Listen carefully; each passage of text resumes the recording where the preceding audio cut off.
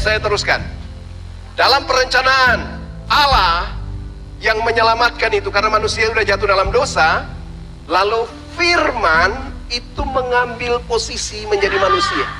Ingat, firman yang jadi manusia. Untuk apa? Ada tujuan khusus. Karena manusia itu sudah menjadi seperti salah satu dari antara kita, Alkitab bilang begitu, Bapa, Firman, dan Roh Kudus.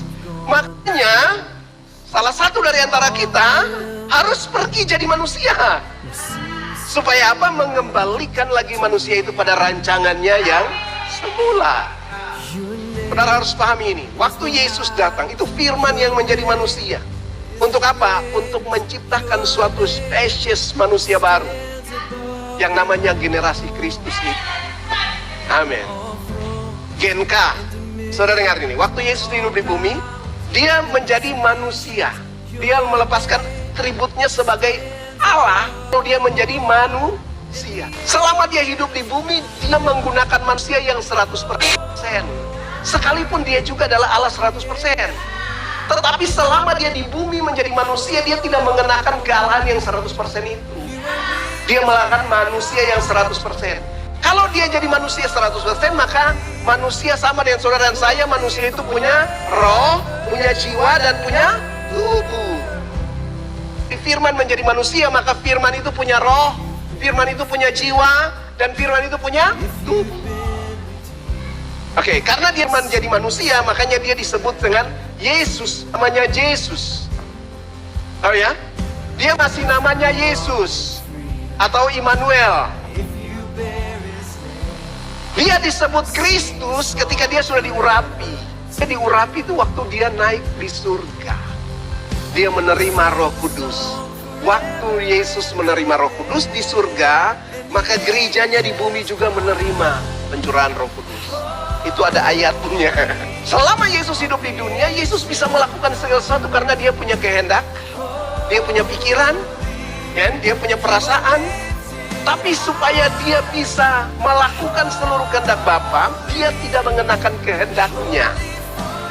Karena itu dia men-shutdown kehendaknya, keinginannya, lalu dia membiarkan Bapa dan Roh Kudus mengendalikan hidupnya. Kolose 1 ayat 26-27. Yaitu rahasia yang tersembunyi dari abad ke abad, dari turunan ke turunan, tetapi yang sekarang dinyatakan kepada orang-orang kudusnya. Kepada mereka Allah mau beritahukan betapa kaya dan mulianya rahasia itu di antara bangsa-bangsa, yaitu Kristus ada di tengah-tengah kamu. Kristus yang adalah pengharapan akan kemuliaan. Bahasa Inggris pakai Christ in you. Kristus ada di dalammu. Pertanyaannya, Kristus yang mana? Sementara Kristus ini ada di surga. Apakah Kristus yang di surga datang juga dalam diri saudara? Tidak. Lalu mewakili lewat apa? Ya, Roh Kristus itu. Bukan sama dengan Roh Kudus. Tidak sama dengan Roh Kudus. Roh Kudus ya Roh Kudus, Roh Kristus ya Roh Kristus. Amin. Tadi kan sudah pahami kan? Bapa, Anak, dan Roh. Bapa bukan anak, Bapa bukan roh. Roh Kudus bukan anak, Roh Kudus bukan Bapa. Anak bukan Bapa, Anak bukan roh. Roh Kudus. Amin. Iya. Hanya Paulus juga tulis di dalam Galatia 2 ayat 20. Galatia 2 ayat 20 dia bilang apa? Hidupku ini bukan aku lagi, melainkan Kristus yang hidup di dalam.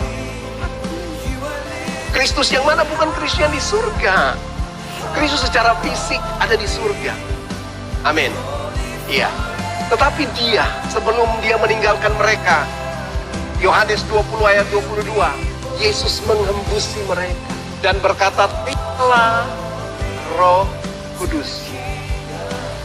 Jadi itu bukan Yesus menghembusi mereka dengan Roh Kudus juga, ya kan? Kata menghembusi itu artinya begini. Amin. Baru Yesus bilang, "Terimalah Roh Kudus."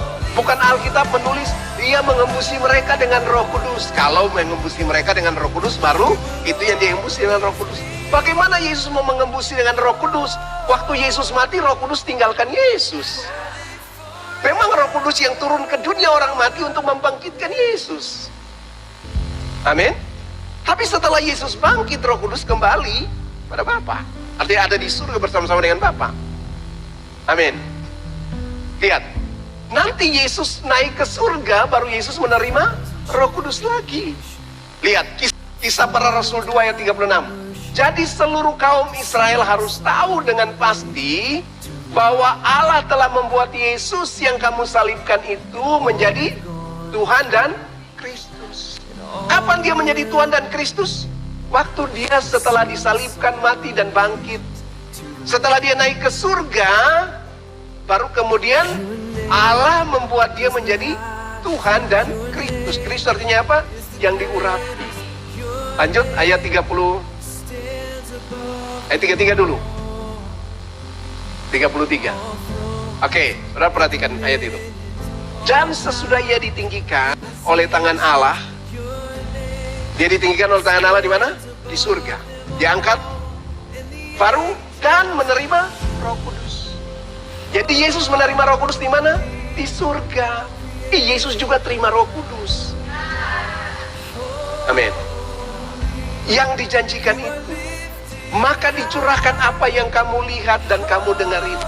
Jadi waktu Yesus di surga menerima Roh Kudus, ingat dia di atas adalah kepala dan tubuhnya ada di bumi. Jadi waktu kepala terima, tubuhnya juga terima.